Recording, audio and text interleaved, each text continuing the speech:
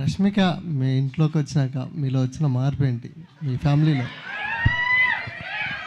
ఏంటిది? రష్మిక మీకు ఇంట్లోకి వచ్చాక మీ ఫ్యామిలీలో వచ్చిన మార్పు ఏంటి?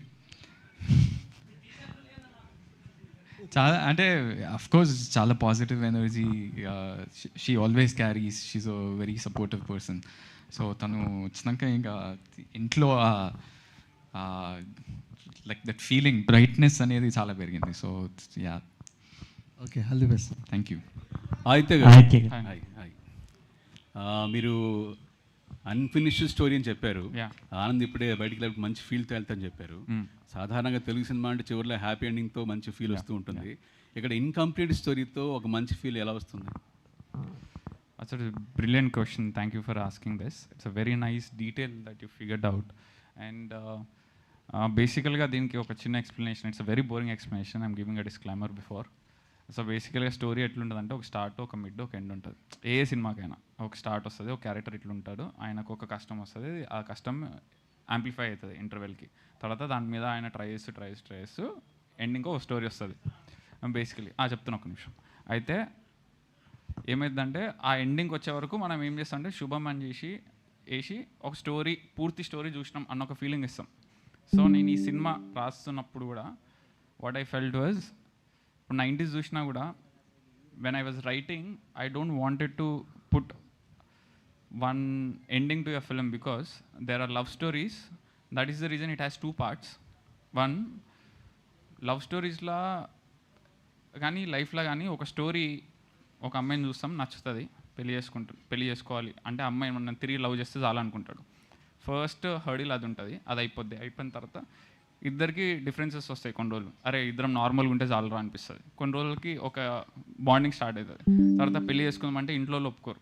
సో మళ్ళీ అదొక జర్నీ స్టార్ట్ అవుతుంది. తర్వాత వాళ్ళిద్దరూ ఇంట్లో ఒప్పించుకొని పెళ్లి చేసుకున్న తర్వాత వాళ్ళ లవ్ స్టోరీ ఎండ్ అయిపోయిందని మీ ఫీల్ అవుతారా? లేదు కదా, కంటిన్యూ అవుతుంది. So you can't tell that till they die. Your stories will never end.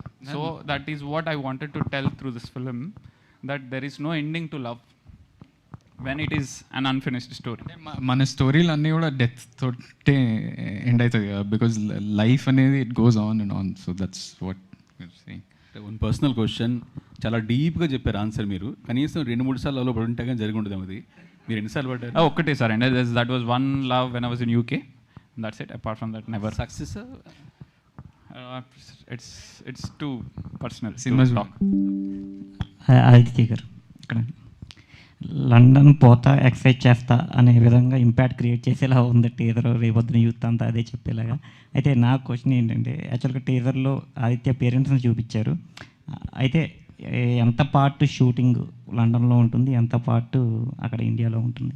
అది మెజారిటీ ఆఫ్ సినిమా లండన్లోనే ఉంటుంది. అంటే we short for 45 days in London. So చాలా మటుకు సినిమా లండన్లోనే ఉంటుంది. అంటే 90% సినిమా లండన్లోనే ఉంటుంది. ఆదిత్య పేరెంట్స్ లండన్ రావడం అది ఇంకా నేను రాయలేదండి. All the best. Thank you అండి. ఆనంద్ గారు, సో బేసిక్గా బేబీ మూవీలో సెకండ్ హీరో కొంచెం లాస్ట్లో విలన్ క్యారెక్టరైజేషన్ ఇట్లా చూపించారు. అంటే లవ్ ఫెయిల్యూర్ అవ్వడానికి వన్ ఆఫ్ ద రీజన్ అట్లా అని చెప్పి చూపించారు కదా బేబీ మూవీలో. సో ఈ మూవీలో మీకు ఎవరైనా ఆ టైప్ ఆఫ్ క్యారెక్టరైజేషన్స్ ఏదన్నా ఉంటాయా? వన్ థింగ్, బేబీ సినిమాలో కూడా ఎవ్వరు విలన్ కాదు. నేను విలనే, తను విలనే, విరాజ్ కూడా విలనే. మేము మా లైఫ్ని డిస్ట్రాయ్ చేసుకున్నాం డెసిషన్ మేకింగ్ వల్ల. ఈ సినిమా అలాంటి క్యారెక్టర్ ఏం లేదు. ఇది just personal love story between 2 people. వాళ్ళు ఎలాంటి సిచ్యువేషన్స్ ఎదుర్కొన్నారు, దాని నుంచి ఎలా బయటకు వచ్చిండ్రు, ఏం డెసిషన్స్ తీసుకున్నారు, ఏం రెస్పాన్సిబిలిటీస్ ఉన్నాయి లైఫ్లో అనేది. అండ్ అట్లాంటిది అయితే ఏం లేదు. Thank you media. మీ ప్రశ్నలకి ఇంతటితో ఈ కార్యక్రమం